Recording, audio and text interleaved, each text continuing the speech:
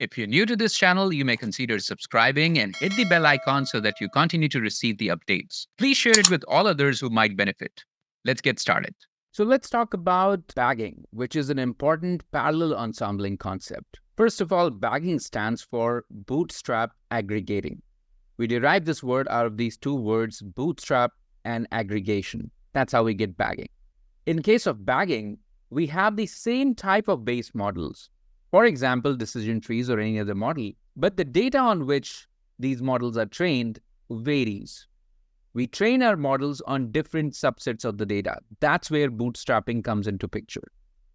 So let's say our base model is logistic regression or support vector machines or a simple decision tree.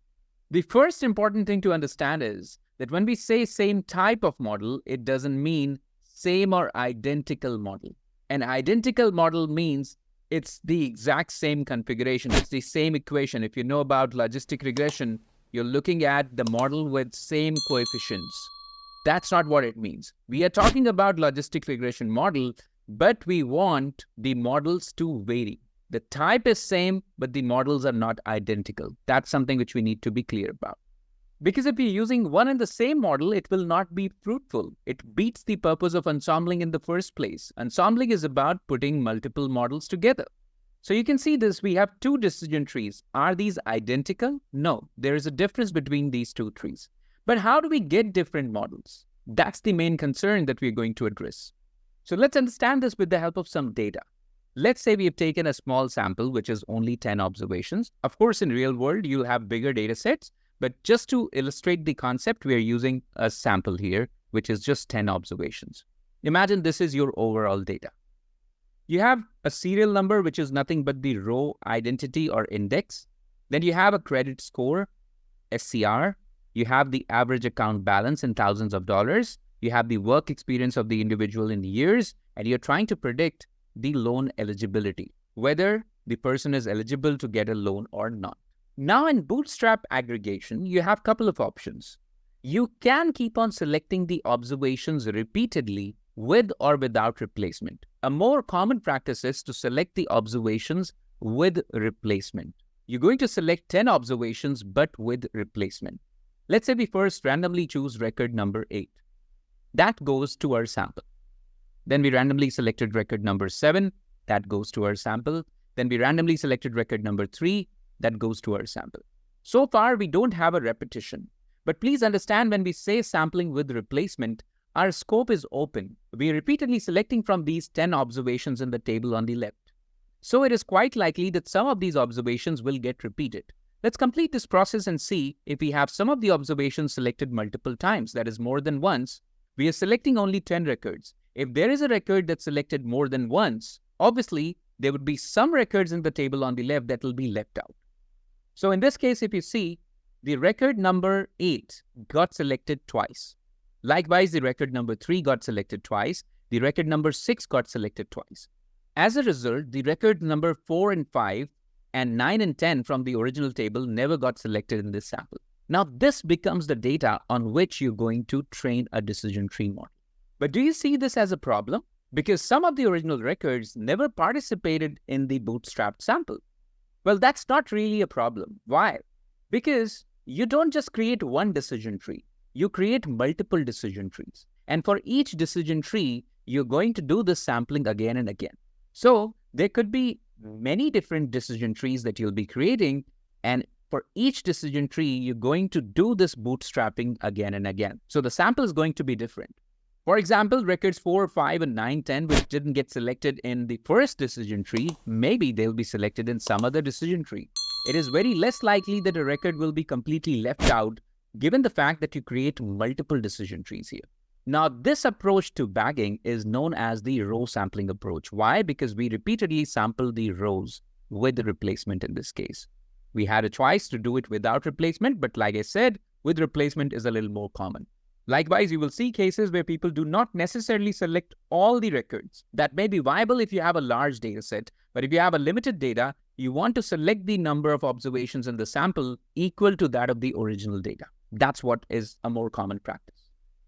Let's understand, do we have other variants of this? So this is our data. Once again, we are looking at it. Last time we selected some rows randomly and we worked on it. What if we choose to select some columns randomly? Now, there is no question of selecting a column with replacement because in a given data set, you can't have the same feature twice. You can have similar or identical rows, maybe naturally in a data, but you can't have the same column repeated twice. That doesn't add any value to a data. So we're talking about selecting features or columns randomly. Our resulting data would be something like this. So if the original data set had score, average balance, and work experience, we only selected score and work experience. Average balance got dropped here. Likewise, we could have randomly selected any other features, let's say score and average balance. You would get that as a sample. This is just an example, not that out of 3, you have to select only 2. You may be dealing with a large data set. Maybe you have 50 features. A common practice is to take the number of features equivalent to the square root of the number of features in the original data. So if you had 50 features, you'll take something close to 7 or 8 as the square root of the number of features. But that's again not set in stone. That's just one of the common practices. You will see more of it when we do the hands-on exercises. But this approach where we select columns instead of the rows is known as random subspacing. We are randomly choosing a certain number of features from the overall features. That's another type of bagging. But what if we do both? For example, we select some features, let's say score and work experience. We get a sample. On top of that sample, if we apply the row sampling, which is selecting the observations with replacement, we can do both. And it doesn't have to be in an order. Actually, it is done simultaneously. So we apply the row sampling and random subspacing simultaneously. This approach is known as random patching. It's quite popular, and luckily, when you see this in application, you'll realize that you don't have to do a lot of coding effort to get this. All of this is already baked in as a part of model tuning. So you could just have to choose the appropriate options, and it will automatically take care of all these selections at the back end. But the main question is, at the end of all of this, how do we make predictions? So let's understand this. Let's say we get a new record, which is a test record. We have a credit score, we have some average balance, we know the work experience, and we want to make the prediction. Now, you will pass this record to all the trees that you have. In this example, we are only showing 3 trees, but you can imagine you could have any number of trees. And each of these trees would be making a prediction for this record. Remember, these trees are all different. They're of the same type, but they're not identical. So let's say the first tree says, conclusion is 0. The class 0 is what the first tree predicts. Parallelly, we give this record to the second tree. The second tree predicts the class as 1. So now we have a confusion. We have one tree predicting the class 0, another tree predicting the class 1.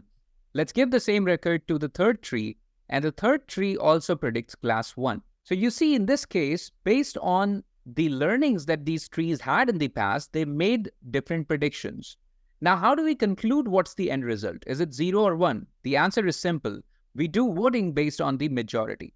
So majority voting in this case suggests that the class should be 1 because out of 3 trees, 2 of them said 1.